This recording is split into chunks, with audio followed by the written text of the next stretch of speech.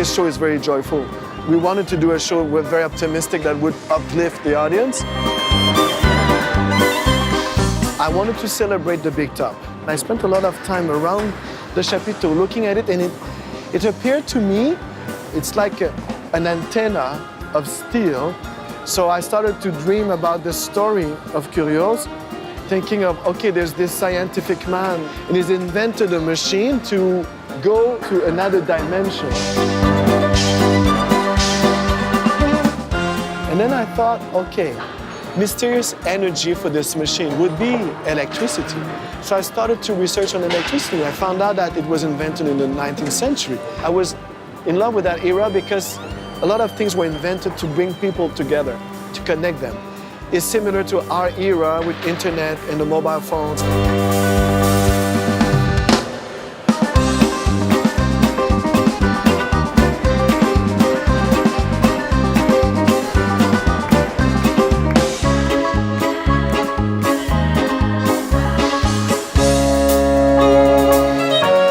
It was important for me to have characters that are striking, with the homme accordéon, Katia, Microcosmos.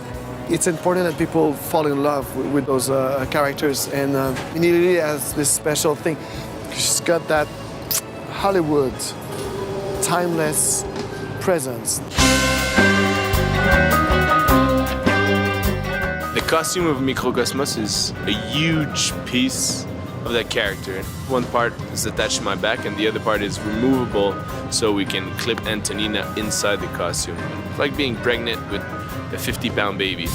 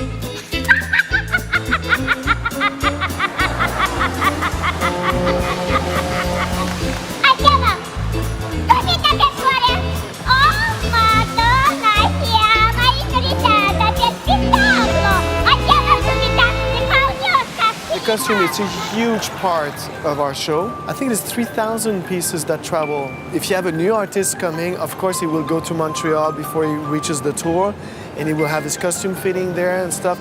But if we have something to fix, something to arrange, it's done here.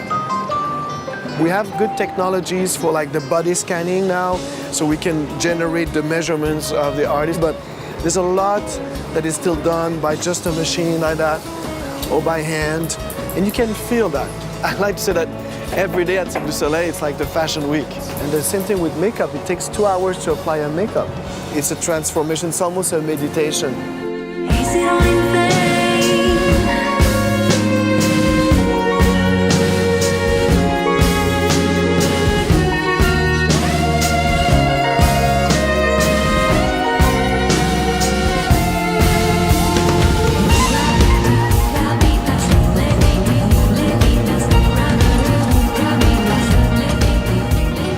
The makeup, like you can see, there's a lot of line to it. I'm gonna make my face look a lot more elastic. Even if you're 50 feet away, you can see when I'm happy, sad, angry.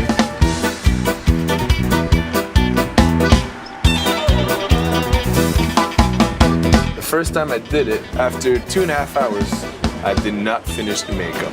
But now normally on an everyday, I would say 45 minutes. And this is the hardest part of this makeup, the eyes. And now I know my face, so I know that one eye is smaller than the other one. So I know where to pass the lines to try to look symmetrical. Yeah, you discover a lot about yourself doing makeup. You need to look at yourself in the mirror for about an hour or so. This powder makes the makeup stick to your face. That's why we can run around, jump on the net, sweat like crazy, but the makeup doesn't move. Now, the secret touch, there are like little screws to fix every skin part. If you look here,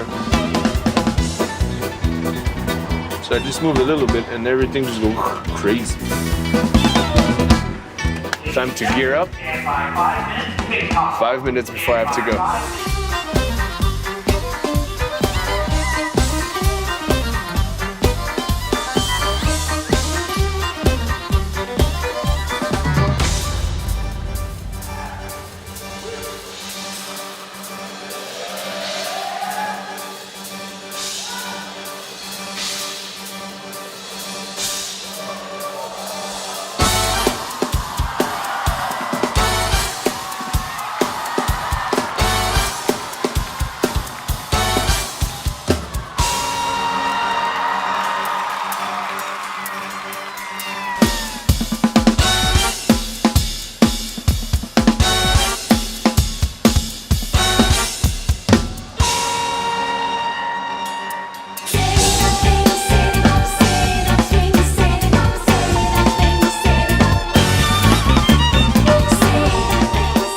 The inspiration, I'm told, there was some problem with a flying trapeze net in Zarkana. And so they sent some engineers to look at it, and that got them thinking, well, what if we took this problem and amplified it? What if we took that bouncy net and made it bouncier, made of a different material that could actually give more rebound? So after they did a bunch of research and development on that, they gave us the Acronet, and then we had to create an act on it.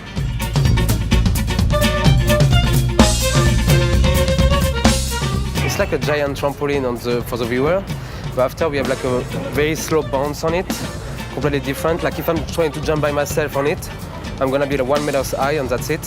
I need like 6 guys around me to push me to go at 10 meters high. So it's like a teamwork and not like a single walk like on a trampoline.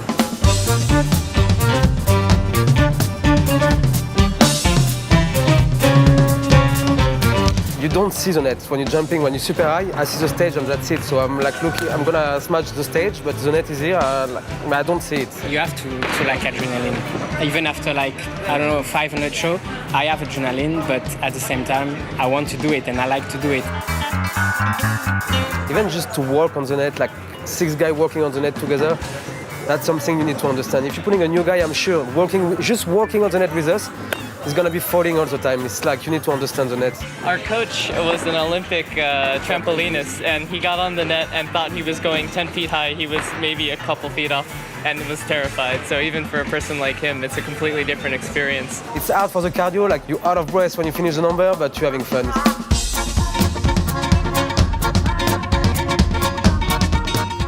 Net, that's really complicated. It uses almost all of the automated equipment on our show. That's 15 axes. So we've got some towers, chain motors, winches, and then we have a whole load cell system, which is that screen over in the back there, where we can monitor all of the loads around the tent and inside to make sure the net is exactly at the tension that the artists need to be able to do the show.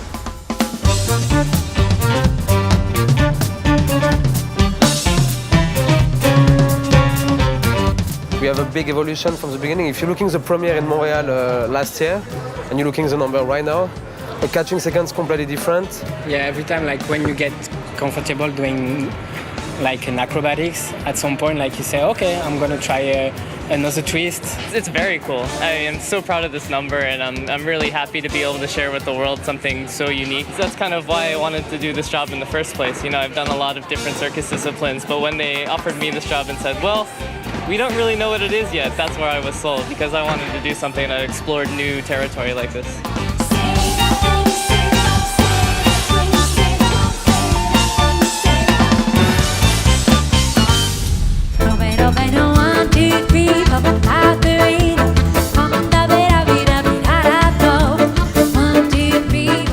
The style of music in KARIUS is somewhat eclectic. There's a lot of different styles. There is a big presence of electro swing. Like you'll hear a bit of polka and waltz, but then you'll hear some incredibly almost rock and roll style of music with influences from jazz.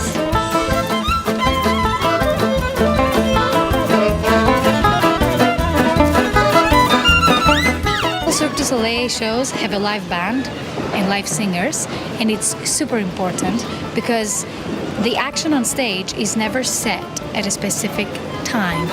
My role as a drummer is to basically not only support the kind of foundation rhythmically of the show, but also support a lot of the actions that are happening on the show.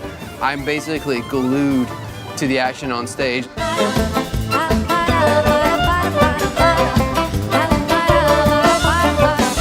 It takes some practice to be able to sing, focus on your singing, but at the same time, being able to listen to what your band leader is saying and what is actually happening behind.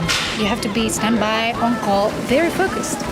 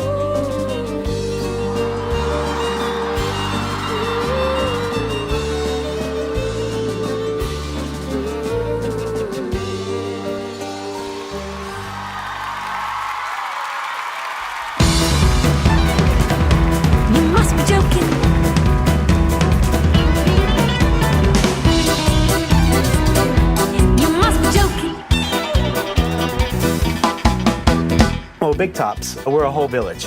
We travel with everything, we built everything, raised the tents and all that. We're setting up here around 5 days. We have 2,000 tons of equipment to install. Not only the permanent crew is building the site, but also we're supported by 150 technicians that are hired locally to help us.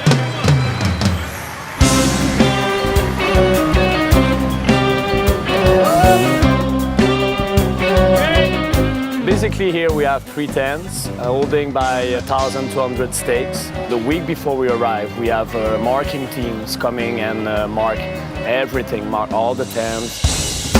So first day we built the artistic tent. After that we put big top mast in place. We will raise the mast. The next morning we're ready to lift it up, take the canvas out.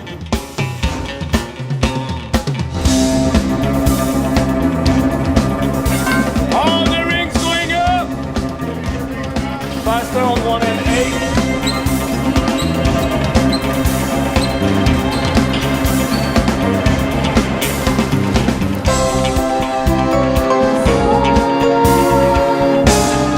So this is the last step to put that canvas up. 2, 3, push!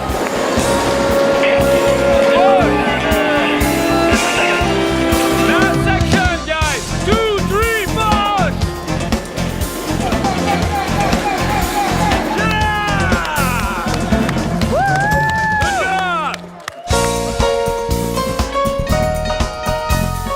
As soon as the big top is up, we have to hang everything, all our show, whatever it's hanging onto the cupola or whatever it's ground supported.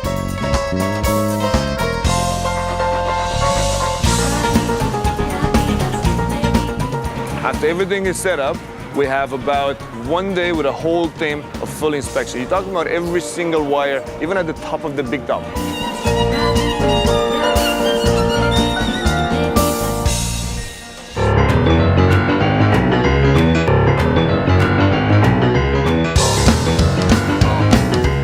On KARIUS, we have a 109 cast and crew. We're around 60% staff, 40% artists. We're from 21 different countries around the world. A multitude of languages that are being spoken. Hola, yo soy Nicolau Baixas. Привет, меня зовут Андрей Бондаренко. Bonjour, mon nom c'est Gabriel Baudouin. Yassas, Lego Migrini. I guess that what makes this show and Cirque so unique is that we really do bring people from all over the world together for one common goal. And it's just a beautiful thing.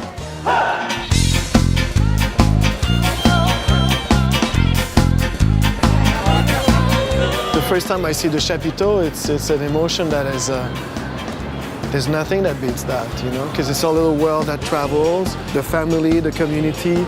This is the country we live in, you know.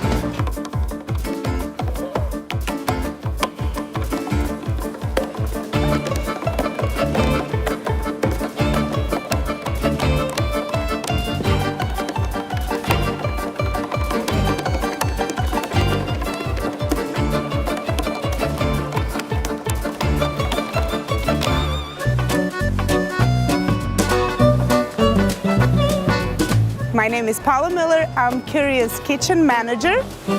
The main task is to provide food and good service for all the cast and crew. This kitchen is built off 4 different trucks. It's an incredible setup for a kitchen that packs and unpacks all the time. We have all sorts of different nationalities and different diets. So you got to combine a different type of food with also a variation on how healthy or how heavy it is. So really, your worry is just to make it happen on the best way possible.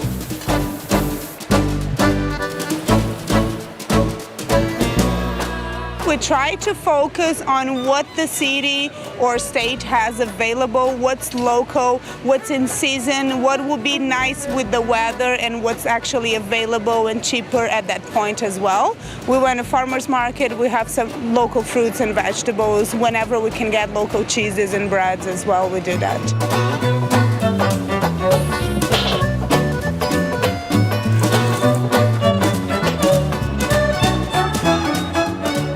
A big family, so it's very different from a service on a restaurant or in a hotel that you don't really have that contact with the customer. Here we're all a big family, so it makes it very special. On the Sundays when we get all the kids and all the families to come, so it's actually a very happy day. They're playing and all the families sit together and can share a nice meal. And it is a day that you know that all the families will come. So it's nice, you can plan on hanging out and having your kids play with the other ones outside. So it is for sure our big family days on the Sunday. Today, as Sunday, we have the kids circus. All the kids come here and they do acrobatics.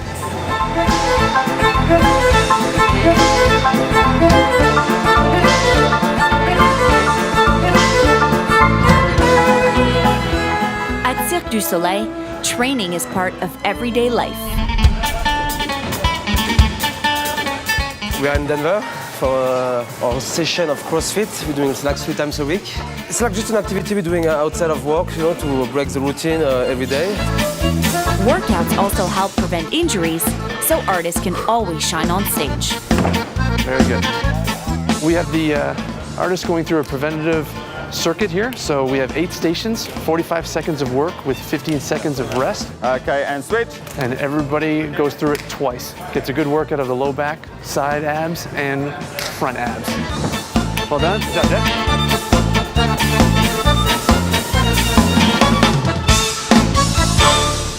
I'm one of the performance medicine therapists. There's 2 of us. We're responsible for all the medical well-being of the 46 artists. I'm with one of our artists, Gabrielle. We're doing some preventative release on his side hip muscles, just to try to get it nice and loose so that when he's doing his juggling and any of his activity, his hips feel free so he can move around on stage and do what he does best.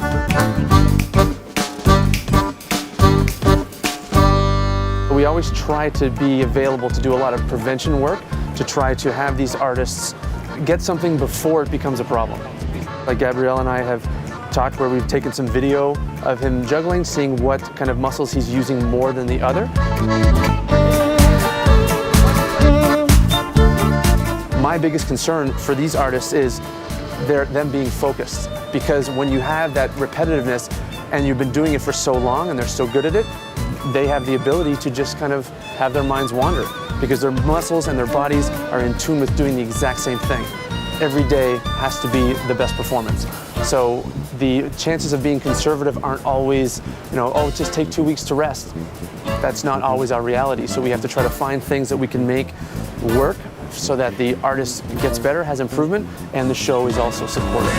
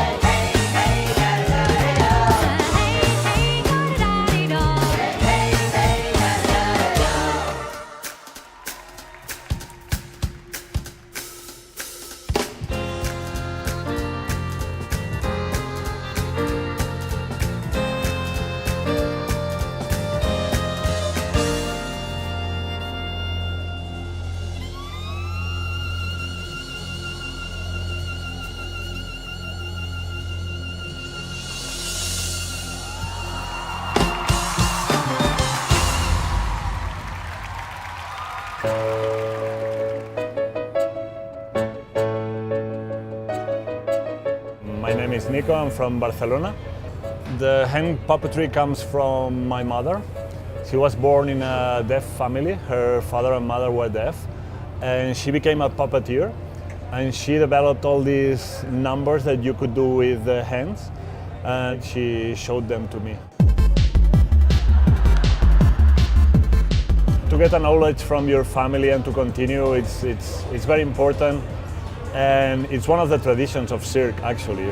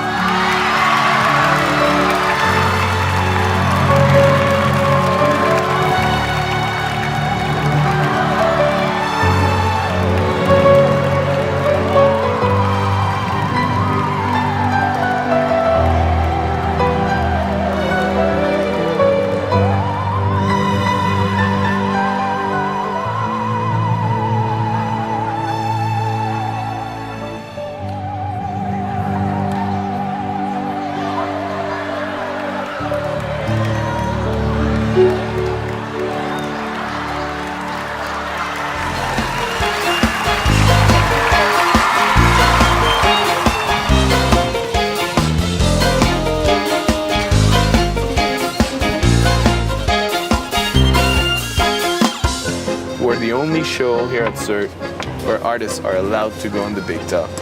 And we have a full sequence, 12 minutes, while the people arriving to the big top, they can see the characters already on the big top.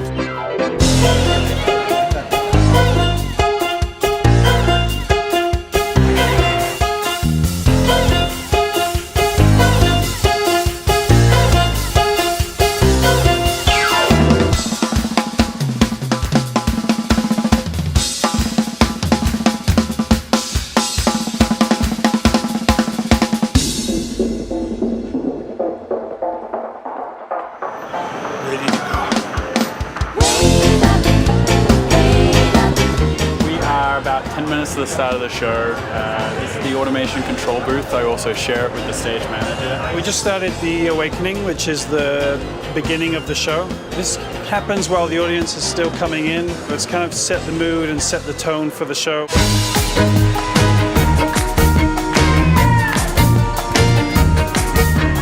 Five minutes to show, please. 5 minutes.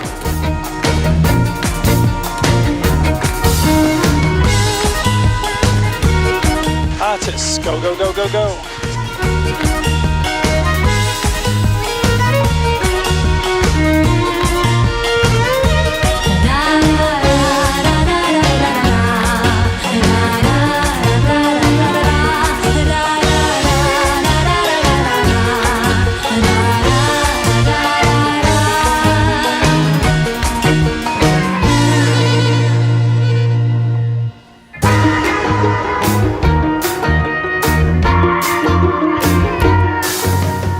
I see the attachment that the audience has for Cirque, and I say that with a bit of emotion because we're so privileged to work here, to create in this environment, to continue this relationship with the audience.